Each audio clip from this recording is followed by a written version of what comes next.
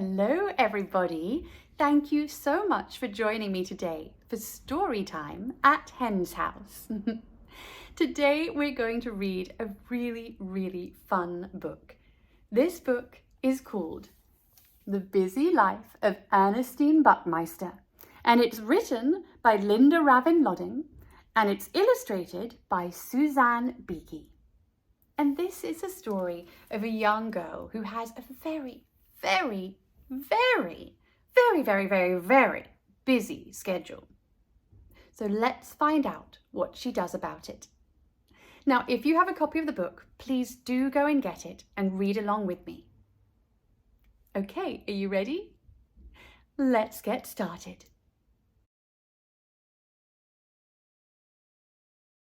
Each morning, while Ernestine ate breakfast and Nanny O'Dear prepared lunch, Ernestine's father zoomed out to work and called, "Live life to the fullest, Ern!" And each morning, Ernestine's mother zipped out to catch the bus and said, "Make every moment count, E." And each morning, Hugo from next door asked, "Ernestine, do you want to play after school?" But Ernestine never had time, because her busy, well-meaning parents had packed her after-school schedule. On Mondays, she sculpted with clay lumpkin. On Tuesdays, she did water ballet with Miss Goldfisher. On Wednesdays, she knitted with Mrs. Pearl Stitchum. On Thursdays, she took tuba lessons with Mr. Oompa. On Fridays, she yodeled with Little Old Lady Hoo-Hoo. On Saturdays, she studied karate with Grandmaster Hiya. And on Sundays, she practiced yoga with Guru Prakesh Pretzel. Thank goodness the Buckmeisters had Nanny O'Dear to help Ernestine stay on schedule. Nanny made sure Ernestine got to all her classes, but sometimes they were so busy, things got confused. When Mr. and Mrs. Buckmeister dashed home from work late one night, they noticed that Ernestine looked pale. "Maybe she needs some face painting lessons," said Mr. Buckmeister. Nanny O'Dear just said, "Oh dear." On her way to lessons each day, Ernestine slowed down long enough to watch Hugo play in his yard. He flip-flopped on his trampoline, giddy-upped like a cowboy, and bounced his ball.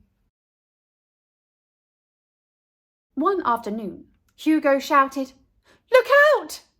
as his ball sailed over the fence and landed in Ernestine's tuba. Whomp!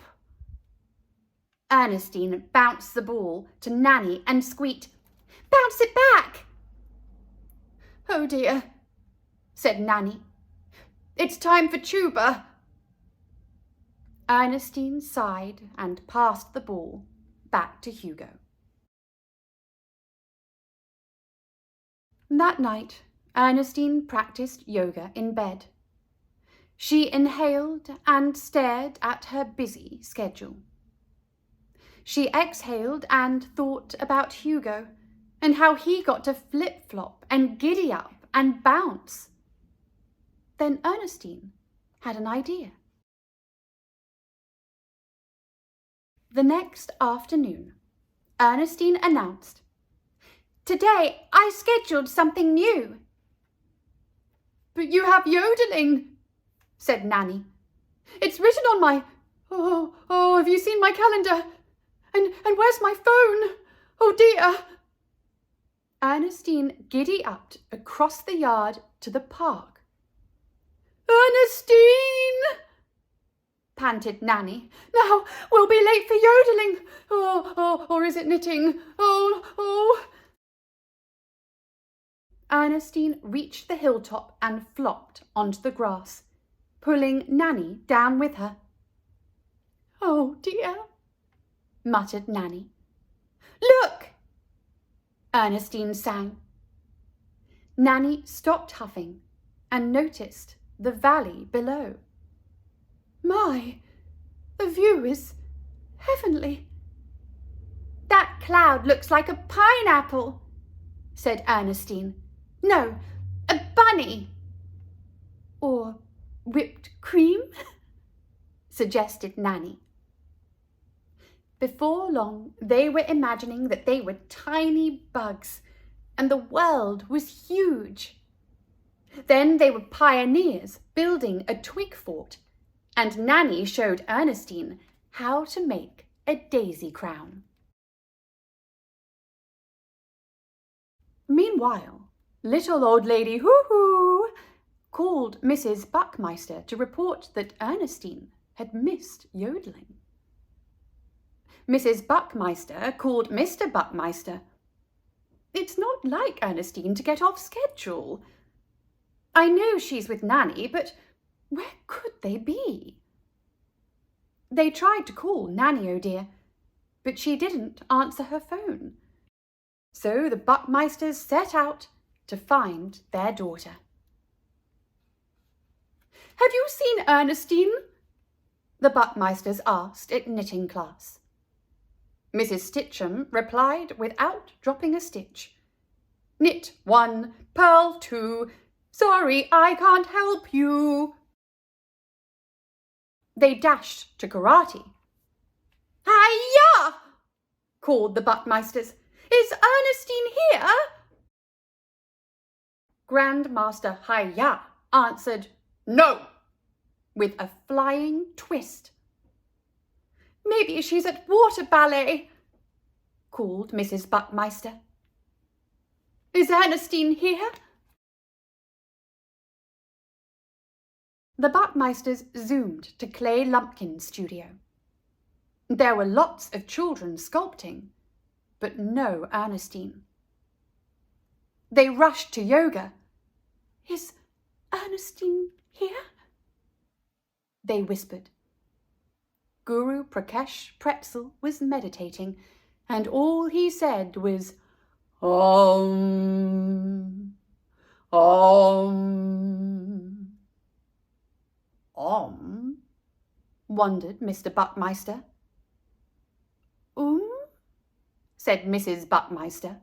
"Oompa, she must be at tuba." "Have you seen Ernestine?" Mrs. Buckmeister yelled over the blaring horns. But Mr. Oompa didn't hear a word. By the time they looked everywhere, the Buckmeisters were dazzled and frazzled.